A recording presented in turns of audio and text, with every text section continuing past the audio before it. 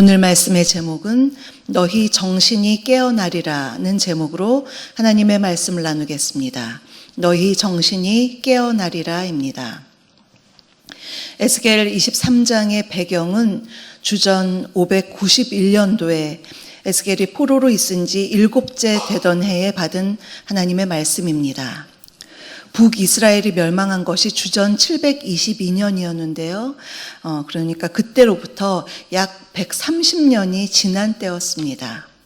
그리고 남유다가 완전히 멸망한 때는 주전 586년이죠. 그러니까 아직은 남유다가 완전히 멸망하지 않은 그러한 때입니다.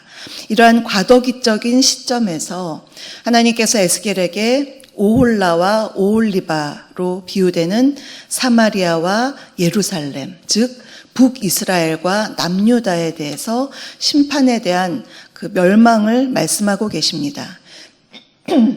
북이스라엘이 저지른 죄악으로 그들이 멸망을 했는데 남유다는 그것을 보고도 죄를 돌이키지 않고 더욱 극악하게 죄를 저질렀기 때문에 이제 앞으로 멸망을 남겨두고 있는 것입니다. 그래서 오늘의 이러한 본문 오홀라와 오홀리바로 상징되는 사마리아와 예루살렘의 가증한 행위들이 어떤 것이었는지, 또한 그것을 통해서 우리에게 깨우치시는 말씀은 무엇인지 오늘 함께 세 가지로 그 교훈의 말씀을 살펴보겠습니다. 첫 번째로, 자녀를 주님께로 인도하는데 깨어 있어야 합니다. 자녀를 주님께로 인도하는데 깨어 있어야 합니다. 37절부터 39절까지를 보면 남유다의 여러 제약상이 나옵니다. 그 중에서 그들의 자식을 우상에게 화재로 불살라서 드렸다라는 그러한 죄악이 나옵니다. 자녀를 화재로 살랐다, 태웠다. 이러한 것은 고대 근동 지방에서 우상 숭배의 모습이었는데요. 우상에 대한 최고의 경외심과 헌신을 표현하는 것이었습니다. 자기의 자식을 죽여서 우상에게 바치는 그런 관습이 있었는데, 특별히 이러한 인신제사는 암몬의 신, 또 불의 신이라고도 알려진 몰록 제사에서 많이 나옵니다. 이러한 가증하기 짝이 없는 인신제사를 남유다 백성들도 따라서 행한 것입니다. 열왕기하 16장 3절을 보면요, 남유다의 아하스 왕, 아주 악한 왕이었는데 아하스 왕이 나오는데 그가 이러한 인신 제사를 드렸다는 기록이 있습니다. 원래 성경에서 자식을 뭐라고 하죠?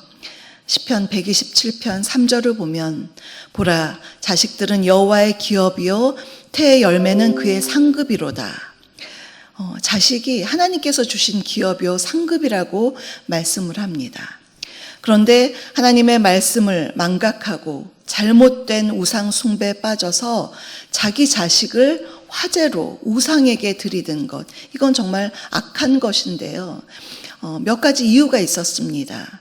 먼저는 우상에게 농업에서의 풍요를 기원하고, 또 국가의 번영, 전쟁의 승리, 한마디로 말해서 세상적인 성공을 위해서 자기 자식을 바친 것입니다. 또한 몰렉신이 진노하면 재앙이 올까봐, 불행이 올까봐 두려워서 그 신의 분노를, 재앙을 막기 위해서 자식을 화재로 바친 것입니다. 이는 하나님을 경외하는 사람들에게는 있을 수 없는 일이죠. 하나님은 그분이 주신 자녀를 잘 키우기를 원하셨습니다. 쉐마로, 그 당시에는 쉐마로 잘 가르치고 교육해서 하나님의 거룩 백성이 되도록 그렇게 키우라고 하셨습니다. 그러나 우상에게 바친 부모들, 신을 위해 자식을 죽이고 멸망시켰으니 얼마나 그들의 행위가 악했는지, 이것이 예루살렘 멸망의 하나의 이유다, 큰 이유다라고 말씀하고 있습니다. 사랑하는 성도 여러분, 주님은 우리에게 자녀를 맡기셨습니다. 자녀는 나의 소유가 아니죠. 나의 성공 욕구를 대신 채워줄 대상도 아닙니다. 오직 하나님의 형상대로 지음을 받았고 특별하신 하나님의 뜻을 위하여서 이 땅에 태어난 고결한 인격입니다. 우리는 그들을 잠시 하나님께로부터 맡은 청지기입니다. 그들을 주님을 잘 섬기도록, 주님을 사랑하는 자녀로, 또 신앙인이 될 수 있도록 권면하는 그러한 역할이 바로 우리 부모들의 책임입니다. 그런데 어떤 크리스찬 부모들, 세상에 성공이 우상이 되어서 성공을 위해서 자녀들을 부추기고 내모는 그러한 크리스찬 부모들이 있습니다. 세상의 부모들과 다를 바가 없죠. 입시 경쟁을 위해서, 공부를 위해서 신앙을 제쳐두고서라도 거기에 띠미는 그러한 부모들이 있습니다. 제가 예전에 섬겼던 교회에서 어떤 권사님의 말씀이 아직도 생각나는데요. 그 자녀가 교회 학교에 참 열심히 나오는 자녀였는데 고3이 되니까 아예 교회 나오지 말고 학원에 다니라고 그렇게 말하는 것을 보았습니다. 자녀가 나는 공부 때문에 못 나가요 라고 하면 막 버팅기며 어떻게 끌고 오겠습니까? 그런데 너무나 열심히 나오는 자녀에게 아예 교회에 못 나오게 하고 그 권사님께서 그냥 공부나 열심히 해라 그렇게 말씀하시는 것을 보고 제가 너무 놀랐던 기억이 지금도 있습니다. 그러다가 그 자녀가 입시가 다 끝나고서 교회에 오는 것 우리가 기대할 수가 있을까요? 오면 너무나 다행이지만 그래서 많은 자녀들이 청년이 되어서 교회를 떠나는 수가 너무나 많습니다. 청년이 되고 또 직장 생활을 하면 우선순위가 하나님이 아니라 부모의 가르침대로 세상이 되는 것이죠. 더 바쁜 것에 자신의 우선순위를 두고서 살아갈 수밖에 없는 것입니다. 신앙은 어느 한순간에 이루어지는 것이 아니죠. 매일매일 호흡하듯 생활하는 것이고 신앙은 단계적으로 성장하는 것입니다. 하나님을 만나는 것이 부활절이나 성탄절에만 만나는 것이 아니죠. 우리는 계속해서 하나님의 임재를 사모하면서 예배 가운데 주님과의 관계 속에서 주님을 더욱더 사랑하고 깊어지는 것입니다. 그러니 우리의 자녀들이 하나님이 주신 소중한 기업인 것을 우리가 잊지 않고 그들을 주님께로 잘 인도하는 데 깨어있는 저와 여러분 되시기를 주님의 이름으로 축복합니다. 두 번째로 하나님이 기뻐하시는 예배를 위해 깨어 있어야 합니다. 하나님이 기뻐하시는 예배를 위해 깨어 있어야 합니다. 예배는 하나님과의 만남입니다. 예배당이 아름다운 것은 하나님이 그곳에 임재하시기 때문입니다.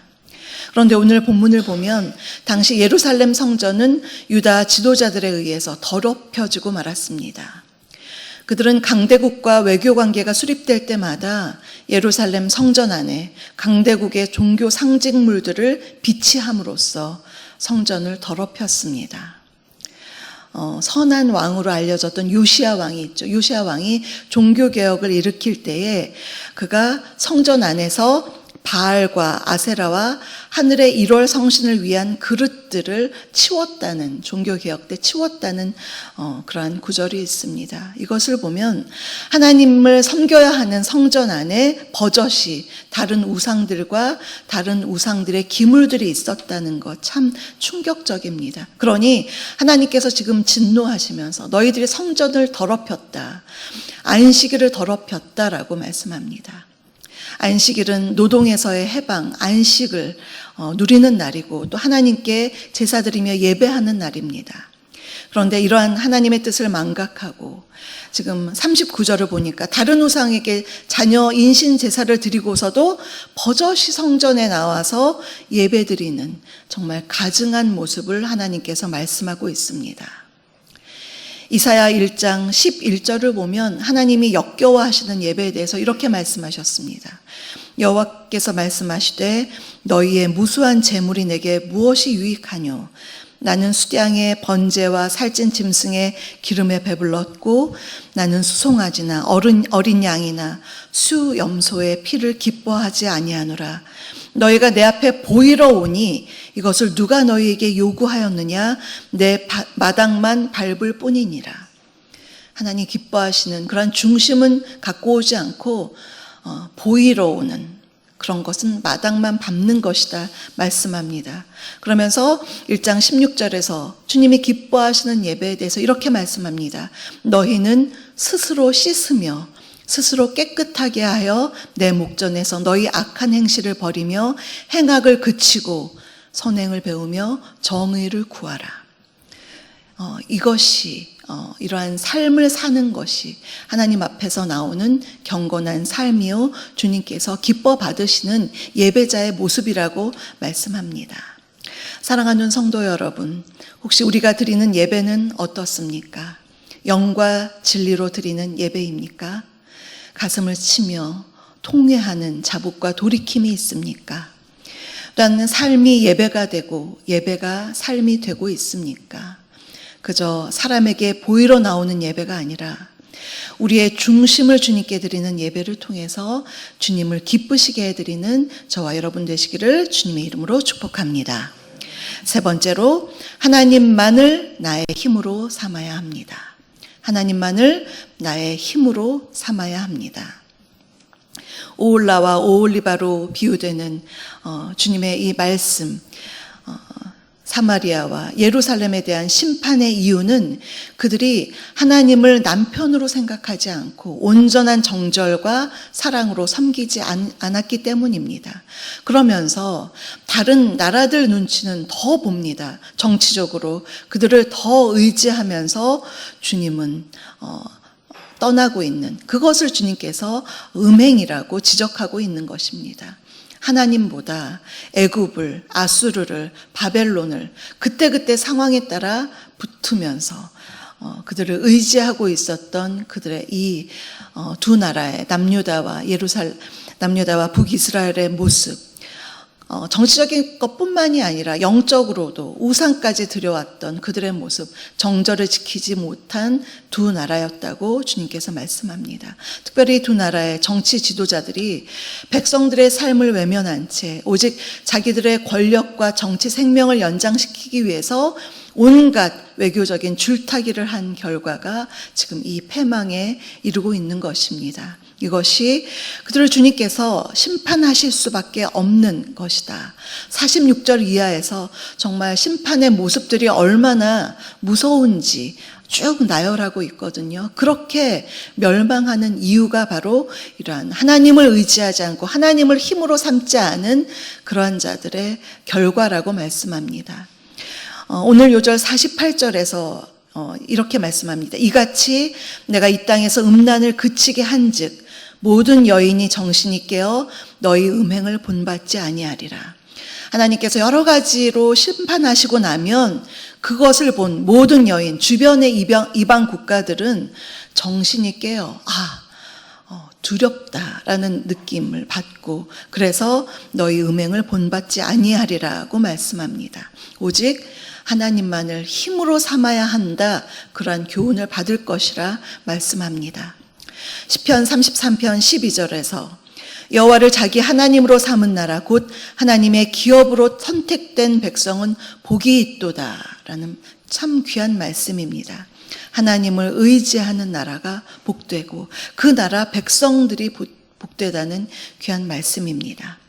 사랑하는 성도 여러분, 오늘 우리는 오홀라와 오홀리바인 사마리아와 예루살렘에 대한 심판 선언을 보면서 이 혼탁한 세상에서 우리가 어떻게 깨어 있어야 하는지를 함께 살펴보았습니다. 첫 번째로 자녀를 주님께로 잘 인도하는 데에 깨어 있어야 하고, 두 번째로 하나님이 기뻐하시는 예배를 위해서 깨어 있어야 하며, 세 번째로 오직 하나님만을 나의 힘으로 삼아야 하겠습니다. 우리가 이 아침에 기도할 때에 하나님, 우리 가정이 온전히 하나님만 의지하고 예배하는 깨어있는 가정이 되게 하여 주시옵소서. 우리 교회와 한국 교회가 깨어나며 이 나라가 주변 강대국들 눈치 보느라 그들을 두려워하는 것이 아니라 오직 하나님만을 두려워하며 하나님만을 의지하고 하나님께 기도함으로 문제들을 풀어나가는 이 나라, 이 백성들 되게 하여 주시옵소서. 함께 중보하시는 저와 여러분, 우리 모두가 되시기를 주님의 이름으로 축복합니다. 오늘의 말씀을 생각하시면서 찬송가 447장을 함께 부르시겠습니다.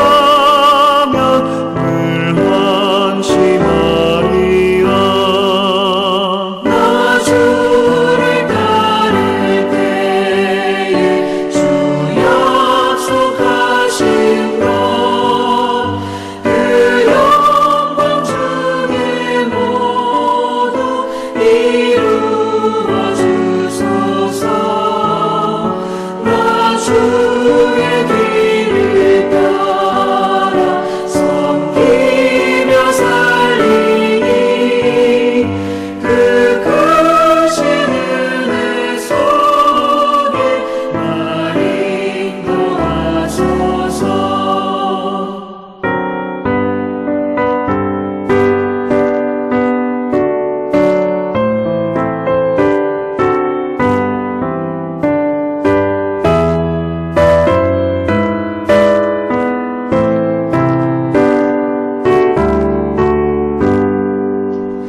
이 세상 온갖 시험 내 맘을 흔들고 적은 원수들이 압박해 있으나 주 나를 돌보시사 내 방패 되시고 내 옆에 계신 것을 늘 알게 하소서. 저 영광 빛난 곳을 주